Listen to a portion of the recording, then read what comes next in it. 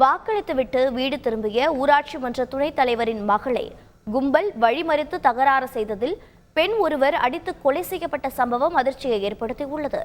கடலூர் மாவட்டம் ஸ்ரீமுஷ்ணம் அருகே உள்ள பக்கிரி மானியம் கிராமத்தைச் சேர்ந்தவர் கலைமணி. இவர் அப்பகுதியில் உள்ள அரசு புறம்போக்கு நிலம் ஒன்றை தனது பெயரில் பட்டா பெற்றுக் கொண்டதால் அதே கிராமத்தைச் சேர்ந்த ஜெயக்குமார் என்பவருடன் தகராறு ஏற்பட்டு முன்விரோதம் இருந்து வந்ததாக கூறப்படுகிறது. இந்நிலையில் கலைமணி ஆக்கிரமித்த நிலத்தில் ஜெயக்குமாரின் சகோதரர் மனைவியும் ஊராட்சி மன்ற துணைத் தலைவருமான சங்கீதா கால்நடை மருத்துவமனை அமைக்க தீர்மானம் நிறைவேற்றியுள்ளார். இதனால் ஆத்திரத்தில் இருந்த கலைமணி சம்பவத்தன்று தேர்தலில் வாக்களித்துவிட்டு வீடு திரும்பிக் கொண்டிருந்த சங்கீதாவின் மகளை வழிமறித்து தகராறு செய்திருக்கிறார். இதனால் சங்கீதாவின் குடும்பத்தினருக்கு கலைமணியின் நண்பர்களுக்கும் இடையே வாக்குவாதம் முற்றி கைகலப்பான நிலையில் ஜெயக்குமாரின் மனைவி கோமதியை கலைமணியின் தரப்பினர் கடப்பாறையால் அடித்துக் கொன்ற சம்பவம் அதிர்ச்சியை ஏற்படுத்தியது.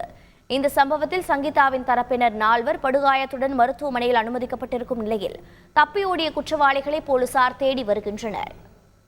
அண்ணன் மண்டாட்டியா நெஞ்சில படுக்க வச்சு நெஞ்சில ஏறி குதிச்சதே அவன் தான் சார். கட்ட கட்டியாலே அடிச்சு அவனை கொன்னதே அவன் தான் சார். ஊர் தாலையவே அறுத்து கொட்டிக்கிறான்.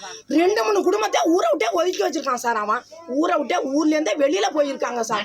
மனக்கட்டோட எழுதி வாங்கிட்டான் சார். வட்டிக்கு மேல வட்டி போட்டு இயல் வட்டி போட்டு சம்பாதிக்கிறான் சார். அவன் திருடிட்டு அவன் நேர்மையா சம்பாதிக்கல சார். அவன் திருடிட்டு வந்து சம்பாதிச்சதுதான். செய்திகளை உடனுக்குடன் தெரிந்து கொள்ள உடனே சப்ஸ்கிரைப் பண்ணுங்க.